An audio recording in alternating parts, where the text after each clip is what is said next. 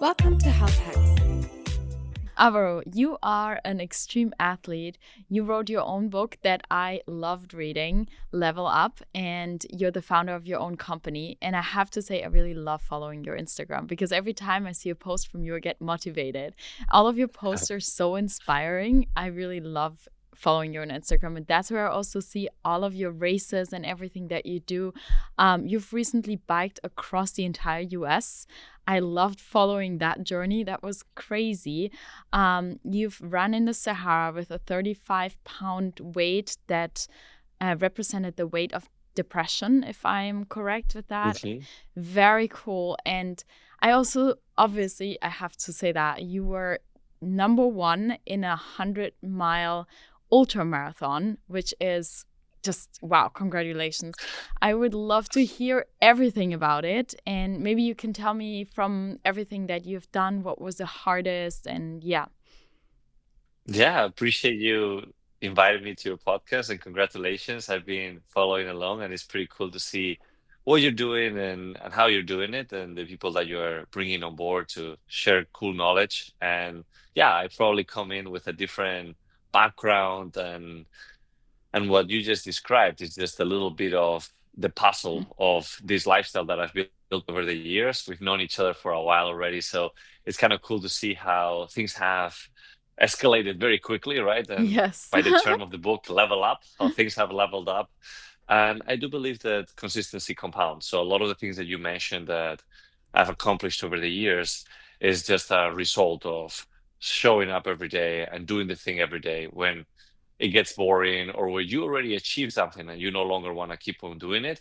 I just kept on doing it. So I feel like we are in a moment in life where we can really become whatever we want if we have a little bit of that abundance mindset and we just decide to show up and do the thing because everybody's looking for instant gratification, instant results.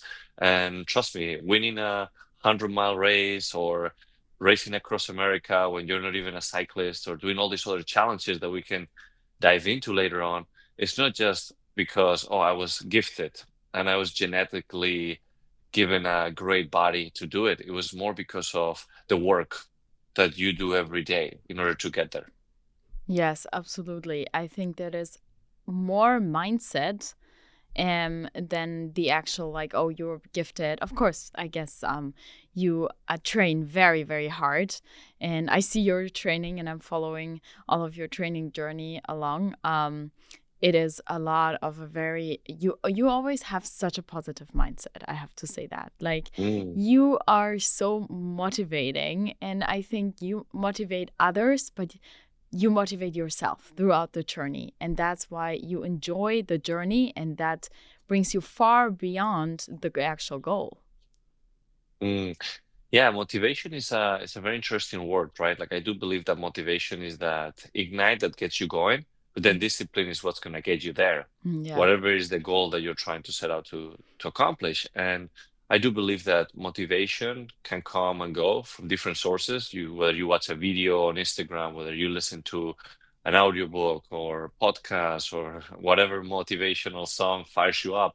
But at the end of the day, that's only going to get you started. What's going to get you to that ultimate result is showing up every day. And I don't have motivation every day, but I try to build my own inner motivation. Like I am my own motivation, right? Yes. And the more that you accomplish throughout that journey, the more that you can lean back on those things as a reminder of what you're capable of doing.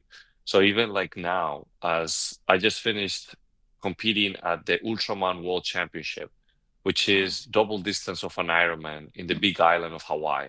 And just to give you an example of what that looks like, in order for you to be able to do any of these races, you got to do an Ironman, then another one, then have a certain time during the Ironman to qualify for an Ultraman. Once you do an Ultraman, you got to also finish among the first in order to qualify for the World Championship. And now in the World Championship, you're doing 6.2-mile swim, 270-mile bike ride, and then a 52-mile run, which is a double marathon around the entire big island of Hawaii, and you're competing against the best in the world. Wow. And not only I was able to finish that race, but I finished among the first five. I finished fifth in the world. And when I look back, I'm like, I started doing triathlons and I started really racing 4 years ago. So really the power of staying consistent in that journey is what took me there. While I met people in that journey that did an Ironman and then they went back to their original foundational habits. I do believe that whatever it is that you do in life is just an upgrade. You're leveling up in the way that you do things. And you're talking about the health hacks, and I talk about the hacks that you can apply into your life in many different areas. But the different habits that you build along the way are so important. Like I gave up on drinking, I gave up on late nights. I go to sleep 10 p.m. every single night. I don't drink any alcohol or any sugary drinks. I eat healthy. I do all the different things that along the way I was able to change in order to stay consistent and to be able to do these things, right? Because look, as a helicopter pilot or skydiver or extreme athlete in general, but at the same time as a business owner, I gotta stay sharp in my mind.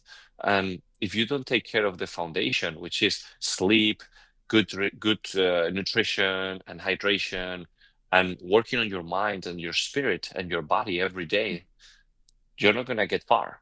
And that's what I'm excited because I don't see any limits. A lot of people think that you reach a certain point and that's your limit. I feel like there is not really a limit. The limit is in your mind. Yes, absolutely. And I also love how I wrote the book. I was reading your book Level Up, and I'm thinking, yeah, that's what Alvaro is doing nonstop. You're Yeah. leveling up and level up and level up. As you said, there is no limit. You are continuing to like leave me really impressed. Like, what was that? The fifth in the world? That's Yeah. insane. Like, that's wow. Congratulations. Yeah, I saw you. You were just in Hawaii. When did you come back? Just last week. This just Yeah. happened right now. Wow, that's so amazing. And I'm curious, how does it all work? Like I always see on your Instagram, like you have a team around you to obviously help you to get there. Yeah, tell me, like who is your team? How do they support you?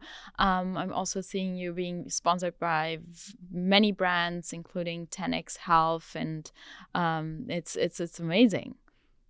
Yeah, I mean, definitely you cannot accomplish any big goal alone, just in any area of life. So I do think that it's important to build a strong team around you, whether it's your team, sponsors, partners, and yeah, ultimately you want to make sure that you are building a successful ecosystem to reach a big goal. And I don't think that it's just a matter of bringing the right nutritionist or coach or sponsor, but also to include your family. This last Yeah. race I did, it was something that I really wanted to lean more on the power of love and to build something genuinely impactful in the long term. And having those experiences with your family is something that we will cherish forever. So instead of bringing all my different coaches and everybody that has been helping me throughout this journey, I decided to bring my family.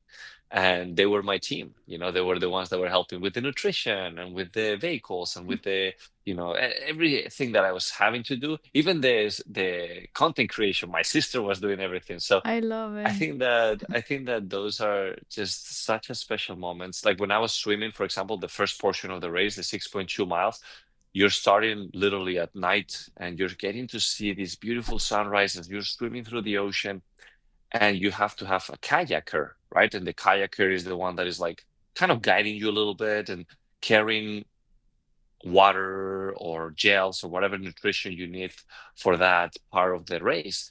And we chose a two-person kayak so that my sister could be also in the front.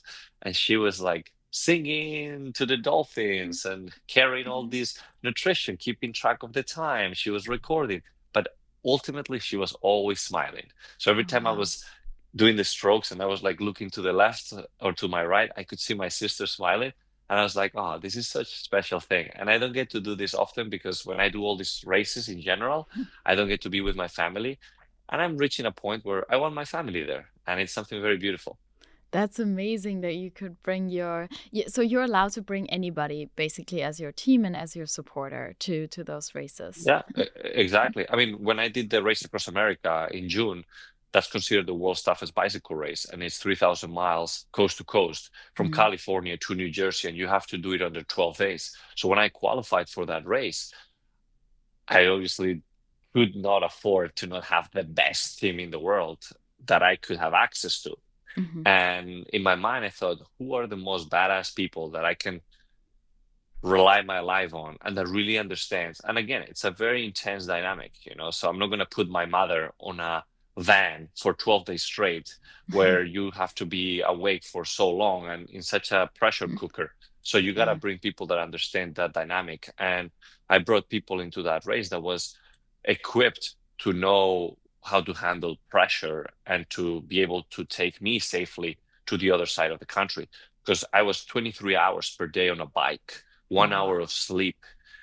Again, 3,000 miles total with 170,000 feet of elevation. That's like climbing Everest 5 times on a bike.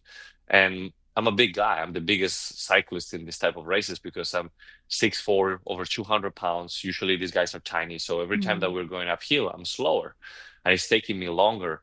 But one thing is for sure, I can endure. I can stay long. I can do whatever it takes to stay on a bike with no sleep. But you gotta count on people that are gonna help you stay alive, stay alert, stay with the nutrients that you need. And I was eating while I was on the bike. I was doing everything while I was on the bike, literally everything. And I tell you everything. And then I was just like relying on my team to get me to the other side. Wow. Oh my God. Like that's crazy. How long was the bike race in total? I ended up making it in 11 days and 23 hours. So I made it by 1 hour. Wow, that's crazy. And like how much sleep did you got in that time? Was it that you slept for 1 12 hour? hours total. Wow. So each day you basically slept a little bit more than 1 hour, something. Correct. Mhm. And how was it? I mean, I'm just thinking about it. Like every normal person listening to this right now will be like, you know how it feels when you had a night and you slept just for 2 hours. The next day, I feel like I'm not capable of doing anything, and you're doing this for 11 like days. That's crazy. Wow. You know, I'll tell you something though, because obviously, like sharing it like this, it sounds like, oh yeah, I Yeah. biked across the country and I slept 1 hour per day. Like it sounds very like, okay, whatever. But the reality of the matter is that a month before this race, I was going for a 10-hour bike ride. I do have to say that to prepare for a race like that, it's not a Yeah. fun journey. I was on the bike for 10, 12, 15 hours per day just getting ready for this race. And in one of those training sessions, I was going on a Monday for a 10-hour bike ride. And again, I'm still handling different ventures that I'm involved in, my own company, and different things that I need to do. And in the middle of this 10-hour session, I started on the road getting all these people like beeping at me, get off the road, like traffic, madness. And at hour 5, hour 6, I start getting so much pain. I feel so debilitated that I started to think about all the other things that is missing for this race, because it's not just like, oh, you got to bike across the country. No, it's an expensive race because all the logistics. And Mhm. I had no sponsors, no team, no gear. And I'm thinking to myself, I'm 1 month away from this race and I don't have nothing. And I'm already 5 hours in and I'm already destroyed. How am I going to be for 12 days straight? So I started to think, maybe this is not for me. I Mhm. didn't have a why. I didn't have a strong why that was keeping me moving. So I remember calling my dad just for some sort of guidance. Yeah. And and literally, I was going to ask him if I should drop the race. And before I asked him anything, I said how he was doing. And he told me that he just got diagnosed with cancer Oh. and that he was going to have treatment during the same time of the race. So I thought to myself, okay, I'm going to be there with you. I'm going to drop this race and I'm going to be in Spain. And what he told me is what really surprised me. He said, no, you finish what you start. And we made a promise to each other, which is that if I didn't quit during the race, he wouldn't quit during his treatment. Oh. And it was such a powerful statement that sometimes you don't have a why, but the why will find you. And I Mm. carry on that why throughout the next few sessions of training. I started to make those phone calls. I started to do anything I could to get everything ready for that race. And whenever that race started, I was so locked in into that why that I knew I was going to finish that race no matter what. And during that race, I started to hallucinate. I almost got run over by trucks. My team almost took me out of the race because of safety, because I was so close to dying. I had Wow. 10 crashes, lost 30 pounds.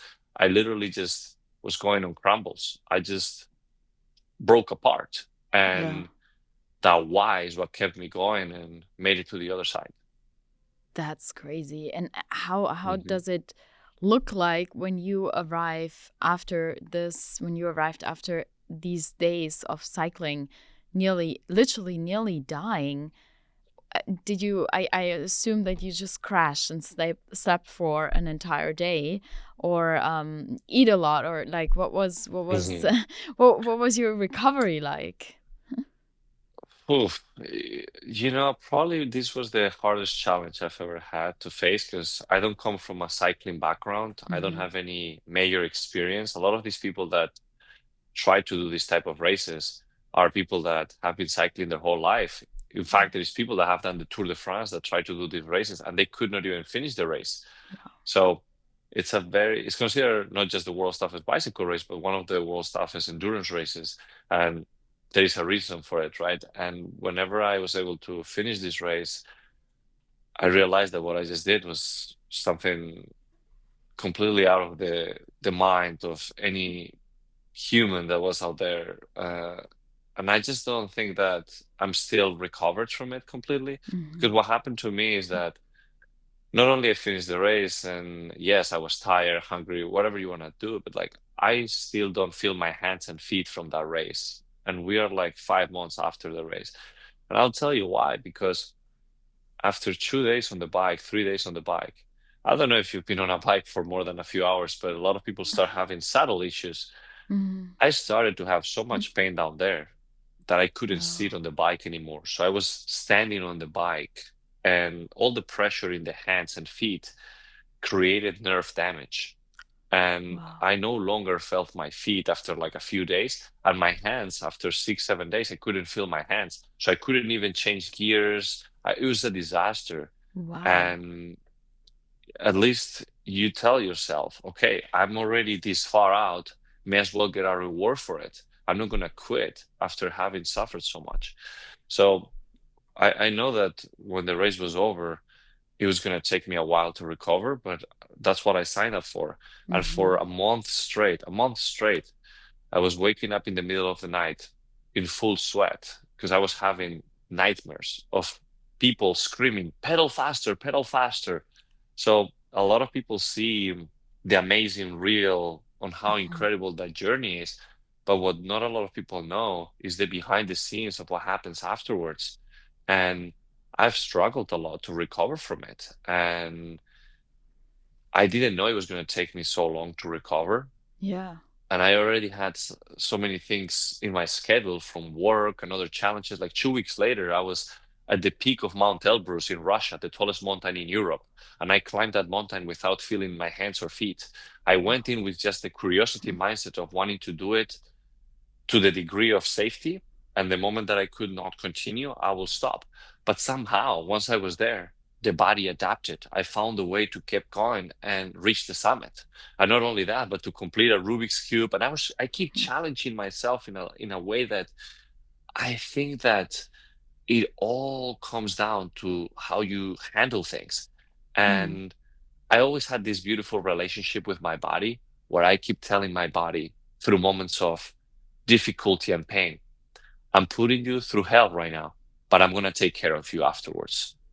And we Hmm. do this teamwork where my body knows that it's going to suffer, it's going to go through pain, but then afterwards, I will really take good care of my body. And that's what I've been doing. Right now, I'm in a recovery season where I'm every day doing things to nurture my body, and not just the body, but the mind and the spirit. So it's very good and important to keep that balance.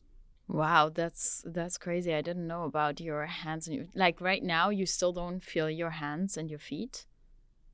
Not fully. I probably Wow. got back 80%, but 20% is not there. And when I started to train for the Ultraman World Championship, I mean, I was like, I cannot even swim. Like I dislocated my shoulder a few months prior to it, skydiving with a Red Bull team. And I still had issues on my shoulders, and I'm trying to swim. I cannot really do the movement, and I don't feel my hand. So every time I'm swimming, I cannot keep my hand like this to scoop the water.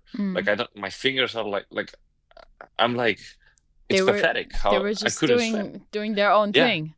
I Oh my cannot do God. nothing. And I'm thinking to myself, how? So I started to do a lot of acupuncture, and a lot of times what matters is not so much how you train, it's how you recover.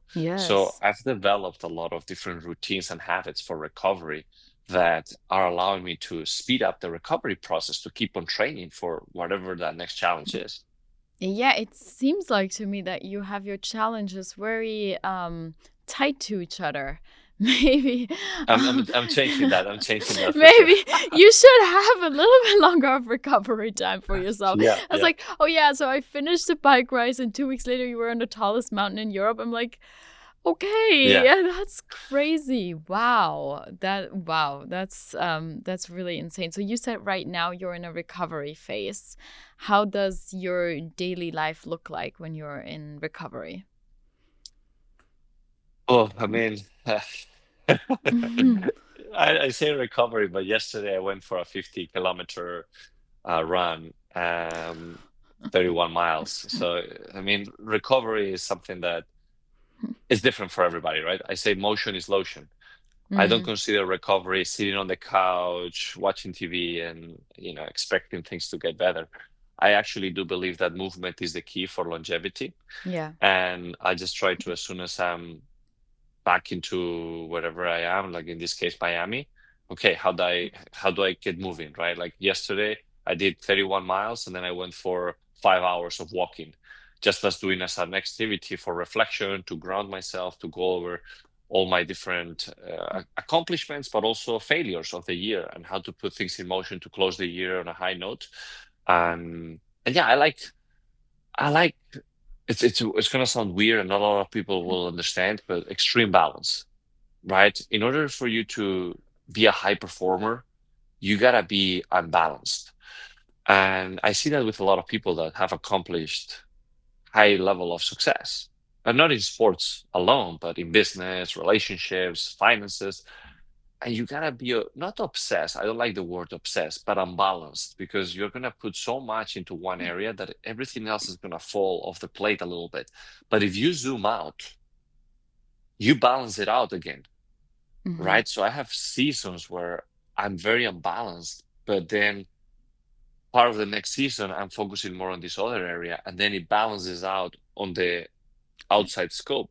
So right now I'm leaning more on quality time with family, quality time with friends. I'm trying to emphasize a lot on business, which I was delegating a lot.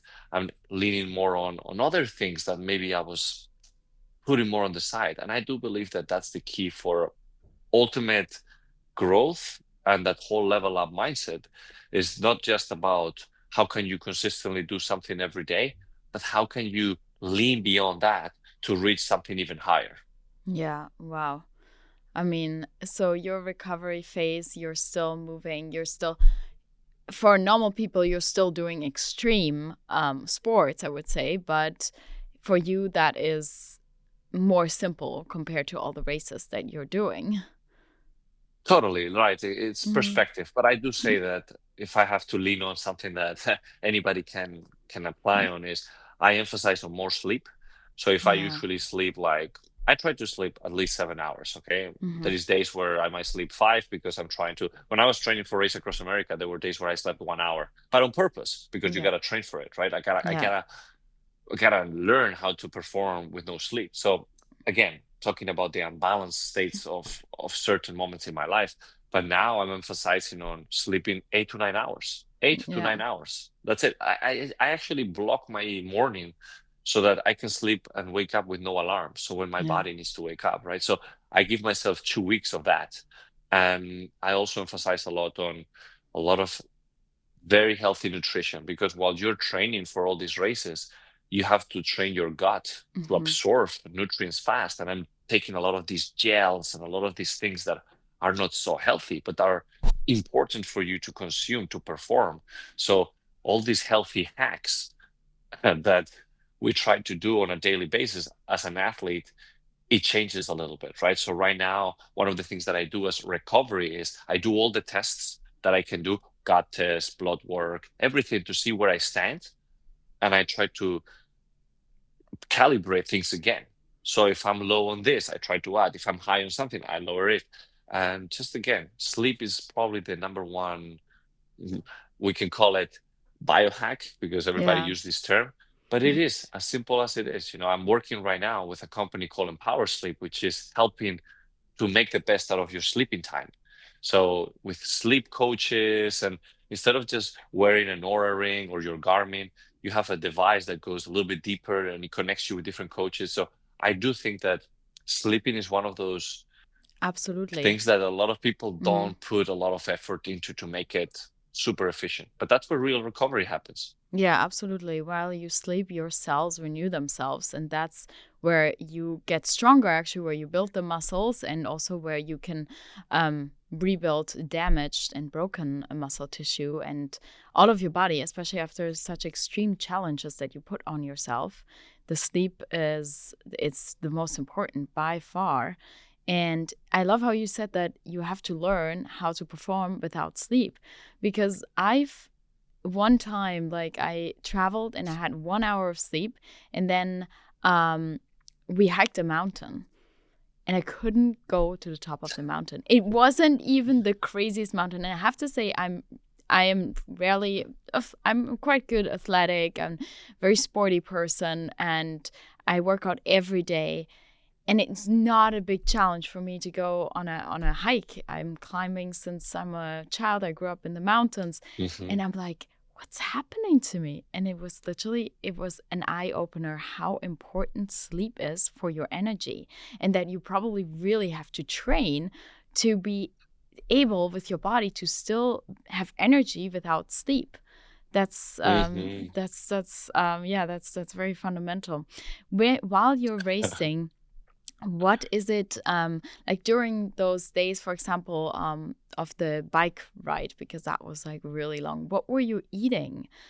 I mean, it sounds like you're like Yeah. sleep 1 hour, you get up, and the first thing is you go on a bike and you start pedaling. But like, what are you eating? What is, like, your body doesn't have time to rest and digest, because for heavy meals you need to relax so that your resting digest mode switch turns on, basically, to digest, for example, a steak. But yeah, I'm curious, how did you nourish your body in those days?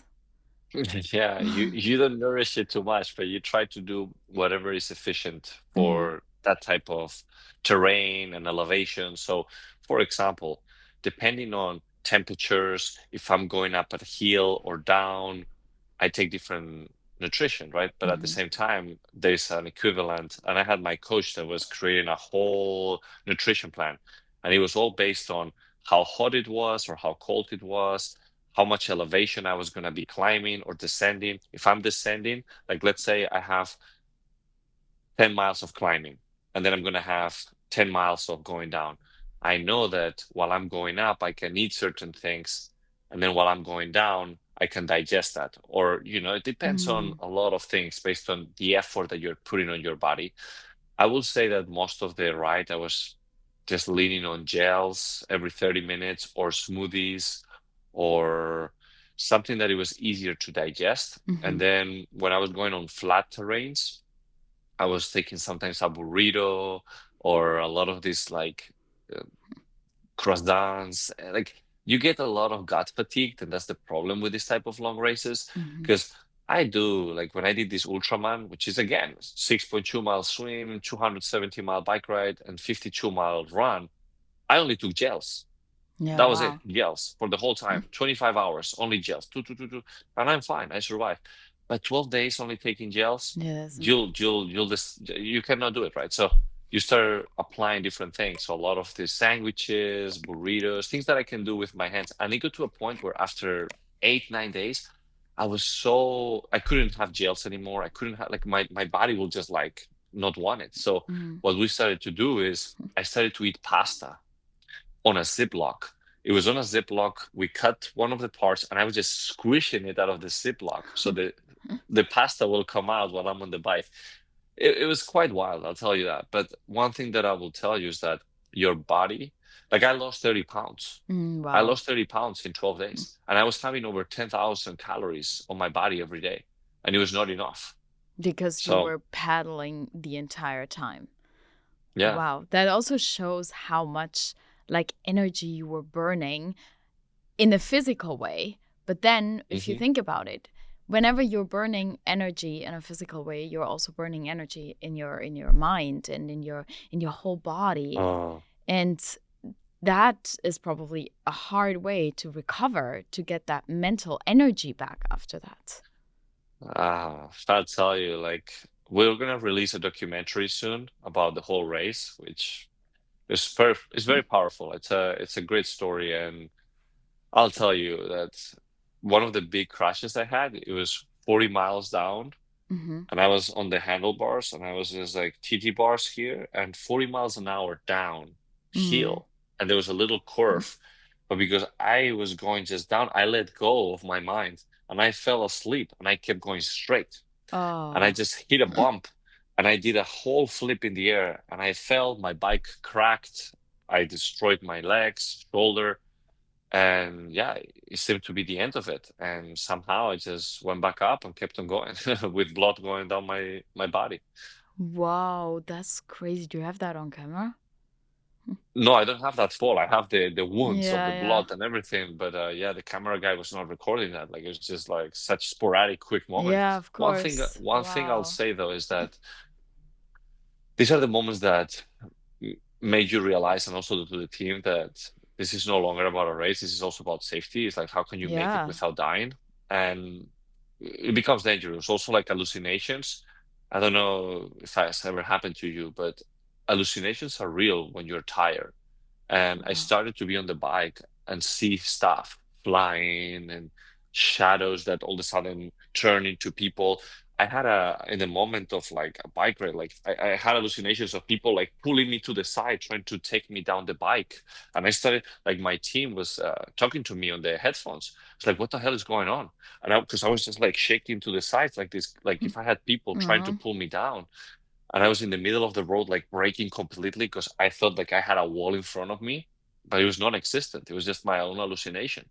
So that's part of like sleep deprivation and what you're saying, your brain starts seeing things. Wow. And how did you got out of these hallucinations? Like, did you eat something? Did you took a break? Did you sleep? What was the...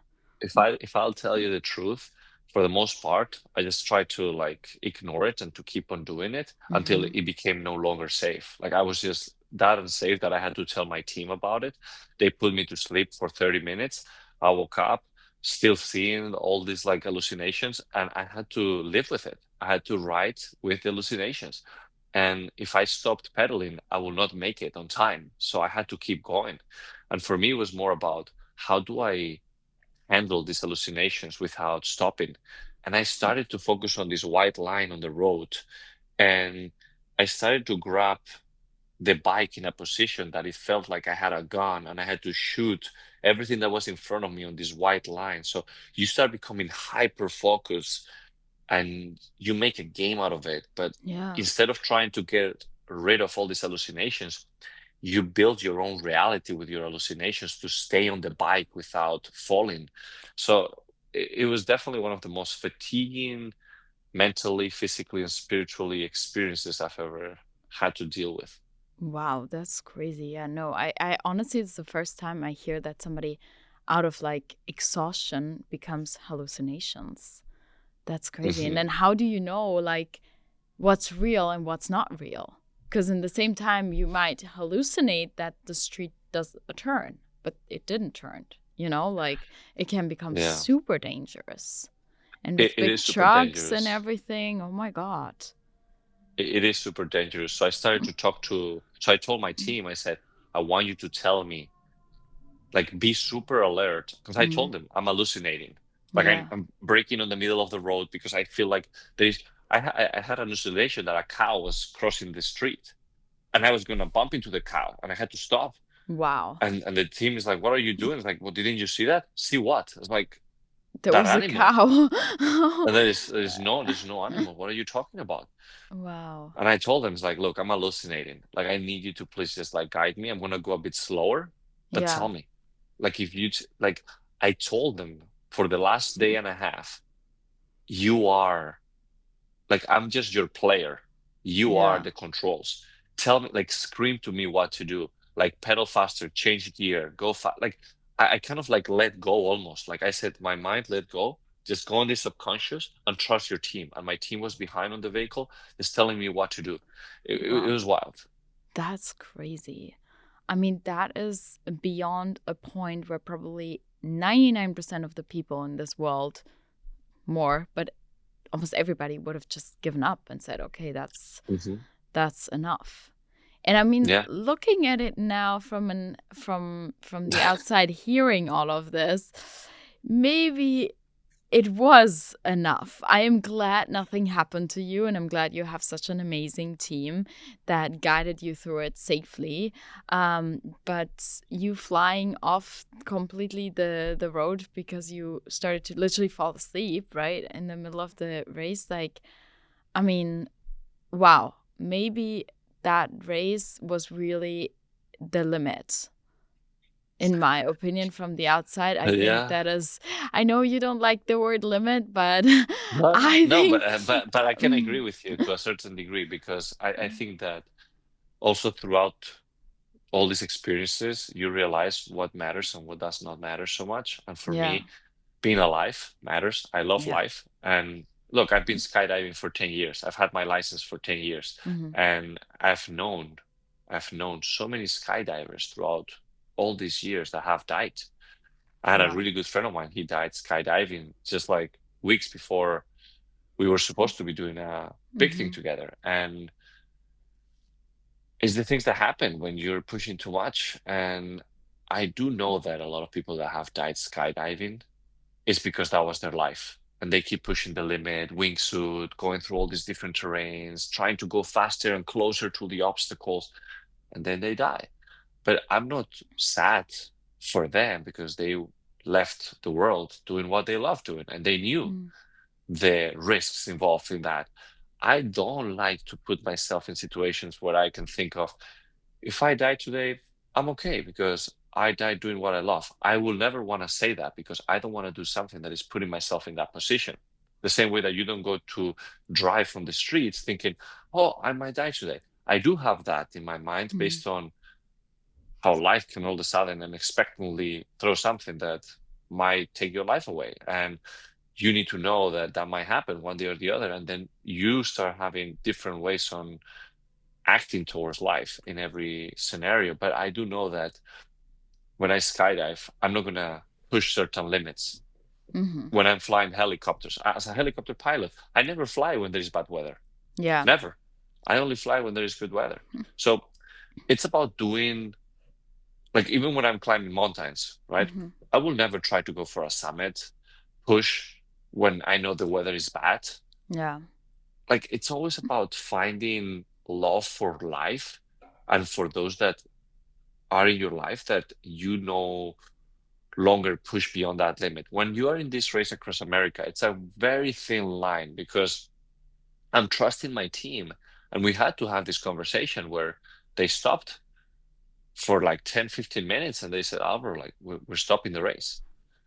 And that's when I said to them, I said, look, we're racing across America. I know the official time to do it is 12 days or under, but screw that.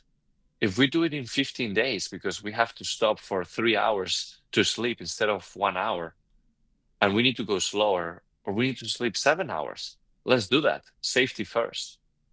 And we changed a little bit the dynamic on how we wanted to approach that race. Hmm. And of course, that takes a little of the pressure off and it puts safety as number one and then performance as number two. But then you obviously are a competitor, so you try to adjust and do the best Yeah. thing you can.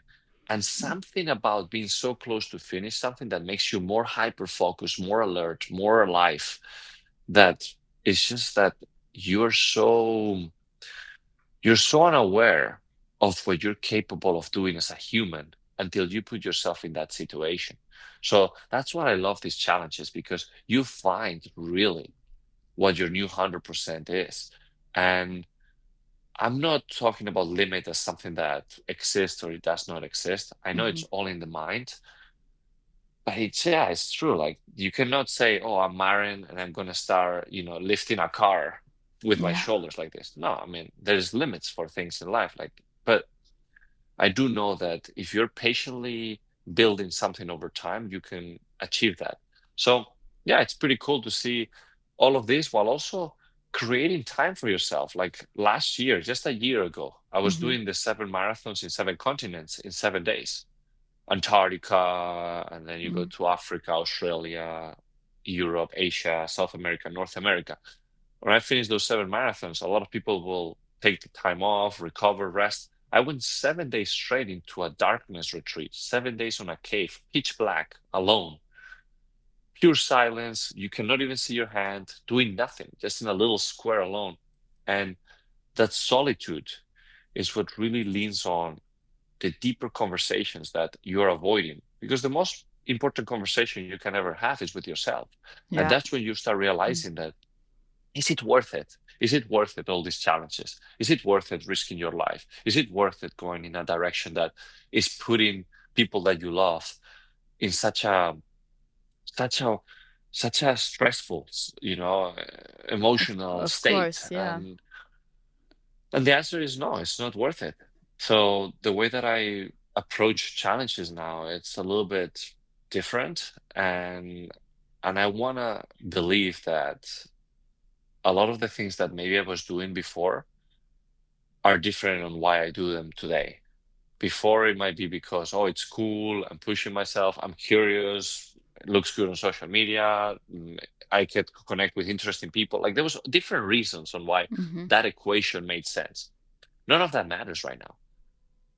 One of the things I realized in that darkness retreat is that all I ever needed is all I've always had. Like, why am I seeking for so much Yeah. when all I want is what I've always had? And it's about dropping that shield, is to realize that it's okay being vulnerable. It's okay to be that inner kid that is just curious for life and has this big passion for making the best out of it. But I don't need to show up with this image of superhero or Superman, whatever, like a Mm. lot of people label me on, because who cares? It doesn't matter.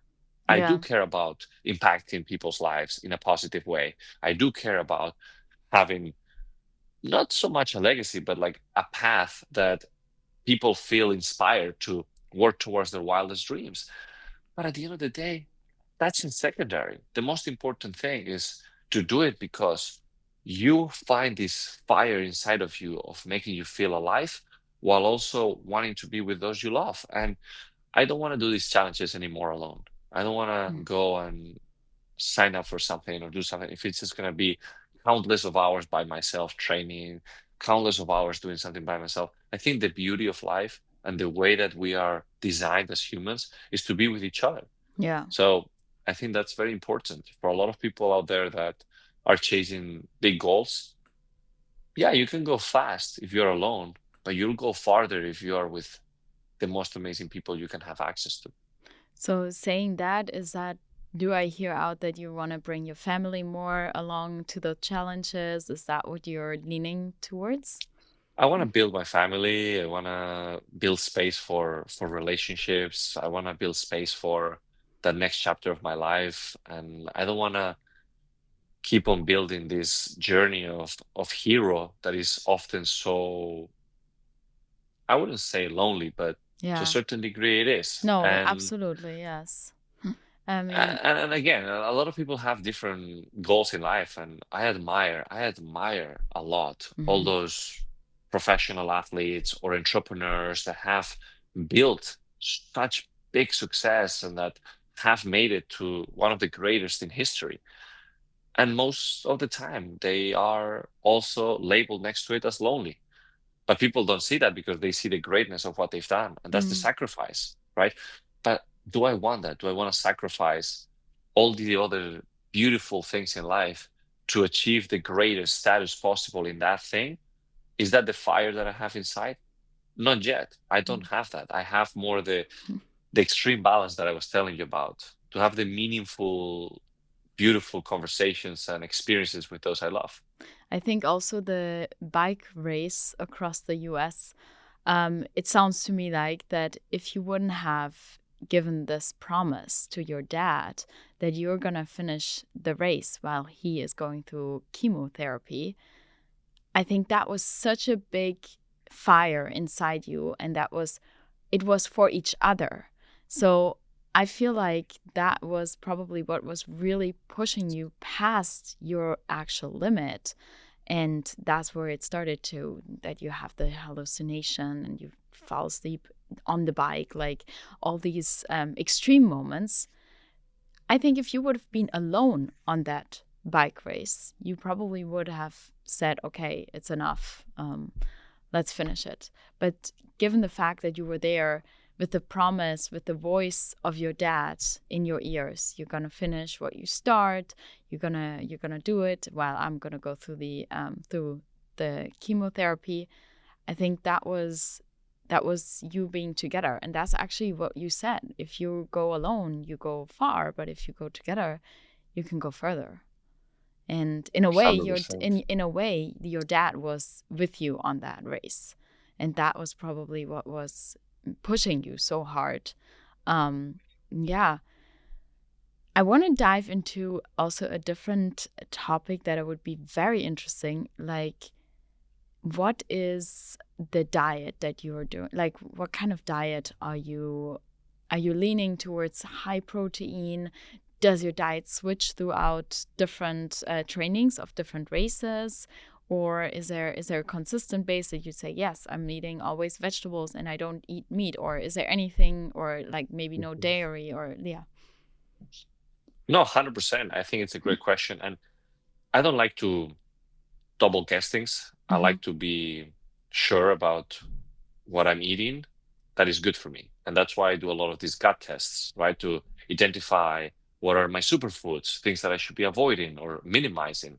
So there is certain things that maybe I was taking before, like dairy, that I should minimize, Mm-hmm. right? And I'm one of those gifted or lucky guys that when I look at this chart of foods, most of them are green, meaning that I can actually have most of the foods out there. A lot of people are, like you said, dairy intolerant or Mm-hmm. gluten intolerant, and I can have all of that, but there's definitely certain foods that I should minimize or avoid altogether.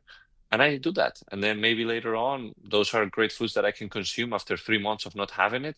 And then there is certain other foods that I've been having so much that gut fatigue kicked in and now it's creating more inflammation and irritation. So I should minimize that. So it varies, but I start always with those type of tests. Those have helped me a lot to make sometimes drastic changes on certain things that I was consuming.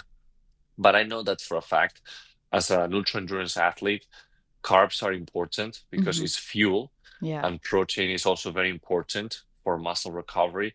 And then, of course, like vegetables for detox and all these different things that are important for your overall system. So I like to have a balanced nutrition. I wouldn't say that there's a specific diet. Mm-hmm. I like to focus on supplements a lot. Like supplements are important for me, just to the same way that I go with a gut test to identify the type of foods that I can consume or not. I like to do that with blood work to see what kind of supplements I'm deficient or I need to, reduce. And if I give you just a regular day on how I start the day and what I eat throughout the day, it's mostly I try to start the day not fasted completely, but I have in the morning like glutamine with beets and some ginger and Baja salt and cayenne powder. Mm-hmm. And I put all of that with a little bit of colostrum. I mix that with water and I drink it. That's like my morning cocktail that I Mm-hmm. have, which basically covers a lot of the different things that are important for me. Then when I'm doing like heavy sessions, like I've been doing pretty much in a lot of it, I try to have some oatmeal with some banana and some, anything that really helps me to have proper clean fuel for the session. And then as soon as I'm done, I do have a protein shake with, it's a smoothie basically where I Yeah. put uh frozen berries, almond milk. I don't do dairy. Yeah. I can, but I don't really do. So I do almond milk, frozen berries, greens. I do nuts, coconut oil. I do protein, plant-based. I used to do whey protein before. Now I switched to plant-based. Hmm. I put also collagen, basically all the good stuff that are good for my body that also are good to recover faster and to give the right type of nutrients for my body. I drink that, and then later on I have not a heavy meal, but I try to have a snack in between, something healthy, like healthy snack.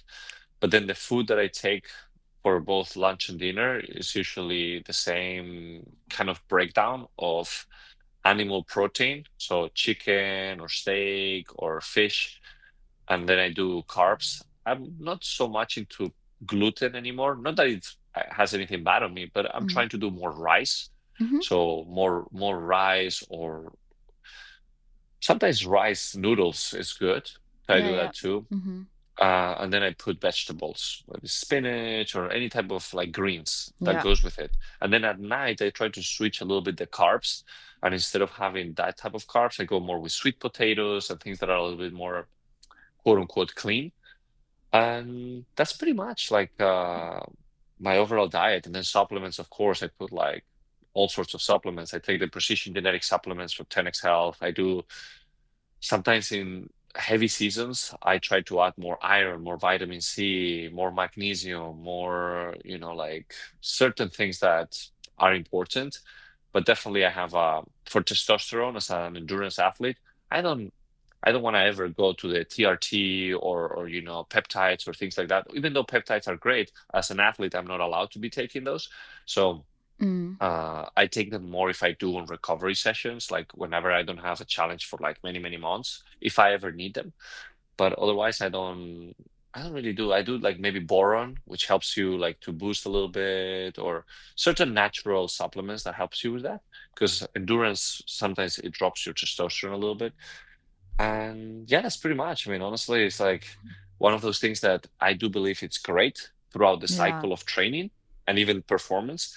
But then, like right now, I'm doing a 10-day fast Oh, wow. just to clean everything, right? Mm-hmm. Because you've been putting so much volume of food Yeah. throughout all those months that I don't need to be eating Yeah. that much anymore. But I no longer, no, not only need to eat less, but I want to clean whatever is inside. And the best thing for doing that is with a fast. Are you So I'm doing like 10 days without food at all? at all. I'm taking, Wow. I mean, I take teas, I take electrolytes with water, I take amino acids with water, Mm-hmm. but nothing that really breaks the fast. Wow. 10 days. That's very, very long.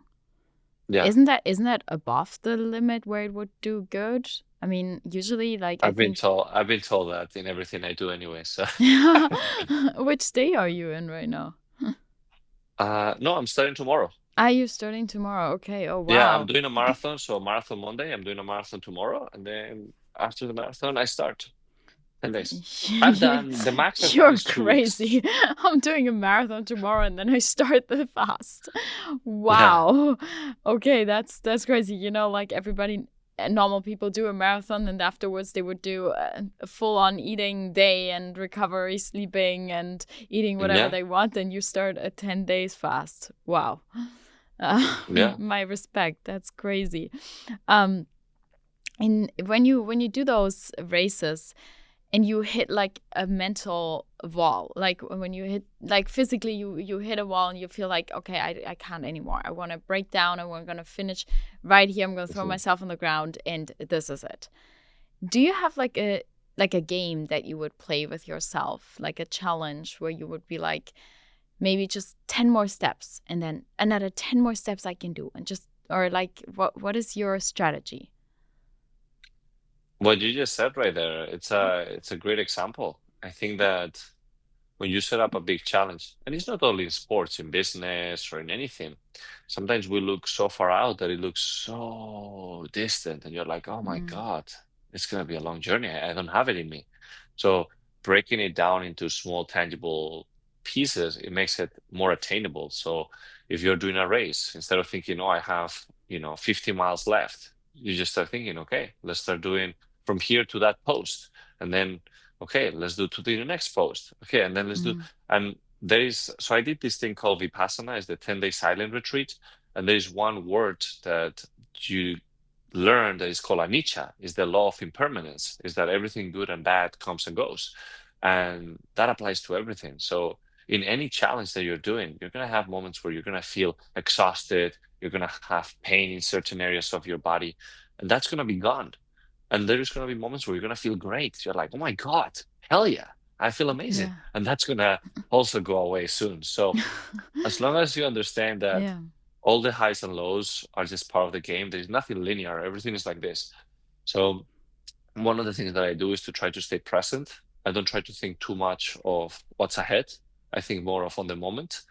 And every time that I'm going through any sort of pain or even excitement and good moments, I know that that's impermanent. I know that it's not going to last forever. So I just try to embrace it and learn from it. And it's pretty cool how we can adapt. And I'll give you a story that, I mean, again, it's just like anything in life. But for me, when I first realized this power of equanimity, which is to not react to things, because anything that we give thought to, it multiplies. So if you're having pain in your knee and you're thinking about your knee and the pain that you're having, it's just going to multiply. So I do believe that it's more about observing. Like, okay, I have pain in my knee. I understand. I'm observing it. But rather than reacting and, oh my God, so much pain, I was like, okay, what do I do now? Right?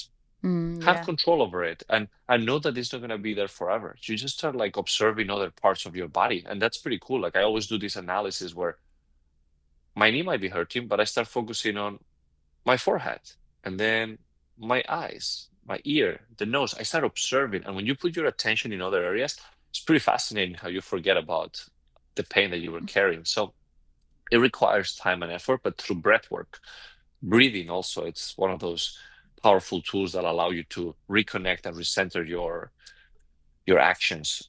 And yeah, when I was in the Sahara Desert doing this race, carrying the weight of depression, it was 6 marathons in 6 days across the Sahara Desert. And on the second day, I could not continue. I was dehydrated, bleeding blood like everywhere. The skin on my feet was completely out. I was peeing blood because I had kidney failure, and I was going to drop out of the race. I was going to drop. I literally dropped the backpack. I was going to grab the satellite phone to call the helicopter to pick me up. Yeah. And that's when I saw the weight of depression, my reminder of why I was doing that race, because I was carrying all the stories of hundreds of people that share those stories with me on the depression that they were carrying inside. Because a lot of times mental health is not just something that people talk about. Sometimes it's something that they carry inside, these stories of depression. They don't share them with the world. So when you're the messenger for all these things to then carry throughout the Sahara Desert and bury it at the end of the race in the sand, it's a reminder, right? So we go back to the same thing about Race Across America, your why. When you have a strong why, Exactly. you're going to be able to find power in any single thing you do. And it's easier to remind yourself about it when you're trying to stay in the moment, when you're trying to stay present. Because if you start thinking about, oh my God, I still have 6 days of biking on this thing, even the why of my father battling with cancer and the promise that we made to each other, it might not be enough because the pain is so much and because it's still so far out. But if you stay present, it's like, okay, I just need to bike today. I'm going to focus on doing 100 miles. I'll do 100 miles. That's my focus. And you break those 100 miles into 20 miles. So you do 5 of them. And every 5, of these, like every 20 miles, you get a sip of coconut water. That's your reward. And then you start feeling like a little bit of this momentum again. And every time you connect again with your why. And it is unbelievable the amount of things that you can do when you apply it that way. Yeah, I feel like the why you are doing this needs to be very strong in order for you to accomplish something so big. And all I'm hearing out there is that you have an incredible strong mindset. I think any athlete has to have an incredibly strong mindset. But what you just described, okay, I'm feeling pain in my foot, but let's focus on my forehead. I've tried that too, and it does not. It, Does it work so well? no. I mean, I wouldn't say that I have a very weak mindset or anything like this, but it's extremely powerful to be able to do that. If you're actually feeling pain somewhere, to distract yourself from that pain. Like for me, it is true. Like when I'm feeling pain somewhere and I get distracted by another circumstance, something that is much bigger than the pain, and I was like, oh wow, what just happened there? And you completely forget about your pain. But like to be able to distract yourself, that is a very, very strong mindset. And I think that just like shows how strong you are in your mind in order to also be able to do all of these races, and in order to stay strong throughout all these physically challenges, because you have such a strong mindset. And I'm seeing this in a lot of big athletes, that the mindset, or in general in people also that accomplish amazing things in business, they are having such a strong mindset, and I think they have a really big why. And it all comes down to these two things that I'm seeing here, is like you have to have a strong why and you have to have a strong mindset.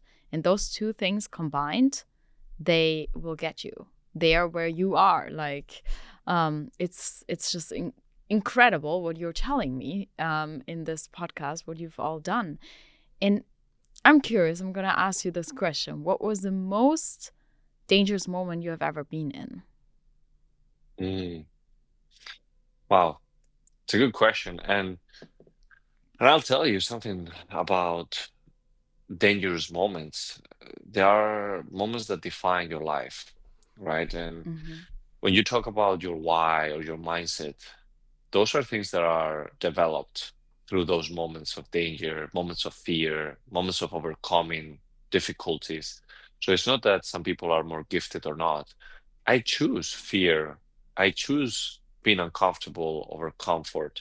And those are the moments that really redefine who you are and Mm-hmm. that builds confidence. A lot of times the mindset is developed through overcoming difficult situations, moments that you might be in danger, like you're saying. And I'll give you some examples of some of those most dangerous moments that I've been facing. But if I can give you a side note on that, is that when you choose what you're afraid of, because you always have choices, the choice of what's easy, the choice of what's difficult, the choice of what's comfortable and what's uncomfortable. And I always go in the direction that is uncomfortable because that's what really shapes you as a person. Mm-hmm. And I skydive not because I love the thrill of jumping out of helicopters, planes, or mountains, whatever. I do it because I'm afraid of it. Still up to this date, I'm Wow. still afraid of jumping. Mm-hmm. And every time I'm on the other side of that, I just become more alive. I feel stronger. And when you asked me earlier on about what gives you the strength to continue when things seem to be difficult, yes, a why is important, a strong mindset is important, but you know what gives you a strong mindset? Also a reminder of everything that you've accomplished. Doesn't matter if it's Mm-hmm. small or big, but you gotta build your resume. You gotta build that chart of things that you've accomplished that give you the strength to know that you're capable of that and more. So when I'm doing these type of challenges, I'm like, all right, I'm struggling now, but I've been able to do this and that and that and that. And that gives you such a big strength of knowing that you're capable of so much more. And you gotta start somewhere. Everybody's saying, oh, I don't have this, I don't have that, I have not done this. Everything you need to get started is all you have right now. And the more wins that you can stack in your life, the more confidence that you're going to build. And Mm-hmm. that's what develops a strong mindset. So when you ask me about what are some of the most dangerous scenarios that you've encountered, I can tell you so many, and they're so different, right? From now in Race Across America, falling asleep and going on the left of the road, and a truck coming in the other direction and being 1 meter away from being run over by a truck. I will That's be dead. Or being on a mountain where literally I'm completely hypoxic. I don't have any more oxygen in my brain.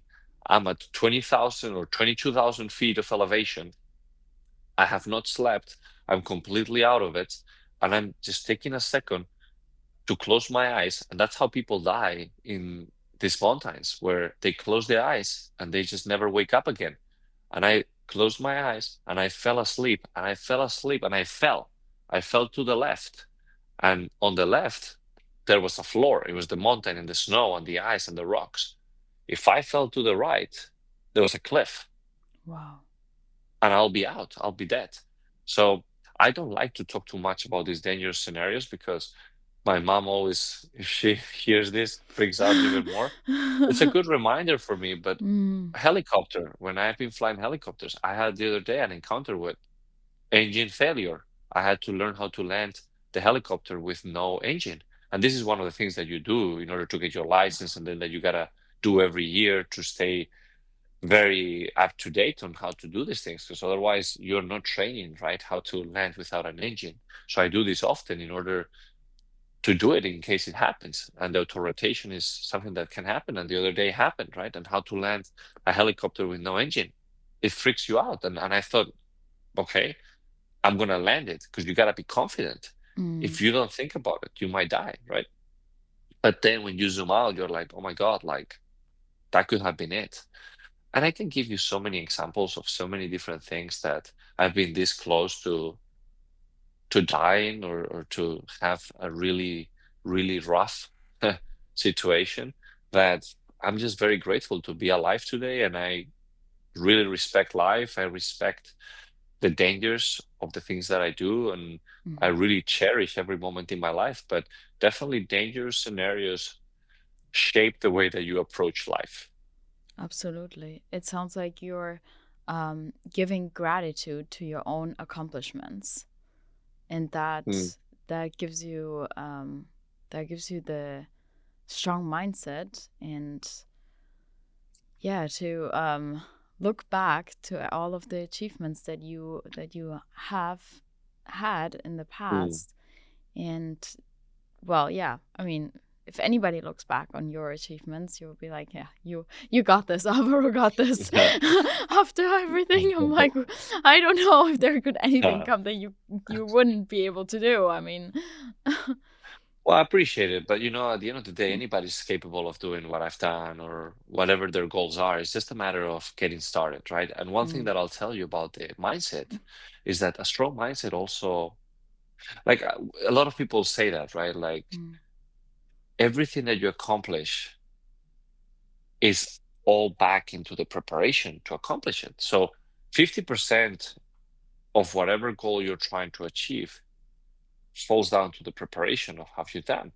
And when I look at it, I'm like, huh, it is true, because I do think the confidence comes from how you prepare for things. So when I'm going to fly a helicopter, 50% of the time of whatever I allocated for that time of flying the helicopter is in the pre-flight checks. So all the checklists on how I need to look at the helicopter, that everything is good. I go and just take my time. I don't try to rush things when I'm doing these things, because that's how accidents happen. mhm, But now I'm confident when I'm about to fly the helicopter that everything is good. And things can happen, of course, but you minimize the risk. So it's about risk management. And this is something that you can apply to anything in life. It's not about being afraid of something, it's about taking care of that thing. And if I know that when I'm skydiving, now this video went viral where a guy went out of the plane and the reserve came out and he got into like the wing of the plane. And I always get sent all these videos of all the accidents, right? Because mm, they think of, oh my God, look. And the reality is that a lot of these accidents happen because people are rushing. yeah, When you're doing your gear check, when you're skydiving, you want to make sure everything is good. Sometimes the flap of the back of the parachute is open, sometimes people are rushing so much because we live in such a fast-paced environment that we don't take care of the basics, mm, and that's when really sloppy accidents happen. So I do believe that a lot of the confidence or that strong mindset comes in the preparation. And the same thing applies to when you're doing any race or any business. Like if you're preparing for it, you know that you're going to be successful. yeah, exactly. That is so true. Well, Thank you, Alvaro. We are starting to run out of time. I would actually have so many more questions for you because you're so interesting, and it's almost hard to believe all of these stories, just by listening to it. Um, I follow your all of these crazy stories. I follow everything on Instagram, and when I see it there, and I'm like, what's Alvaro doing now? Like, can't believe it. It's always like a jaw-dropping moment when I open the Instagram and see your see your stories or your posts. But it's in a positive way, because it's always, as I said, it like, for me, really, it inspires myself. And you are always posting very also how to be grateful, and I just enjoy following you on Instagram, that's for sure. And I can tell you for sure that you are inspiring a lot of people to do better in life with all of the things that you're doing.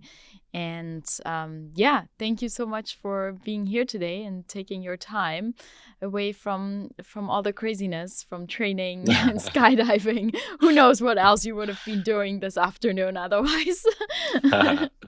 No, this is the most exciting thing that I could have done, and I appreciate you for the invitation, for the time, for everything. And yeah, it's been a pleasure, and looking forward to some fun adventures in the near Absolutely. future. Yes, absolutely. Thank you, Alvaro. Thank you for listening to Health Hacks. I hope today's episode gave you more knowledge to improve your health.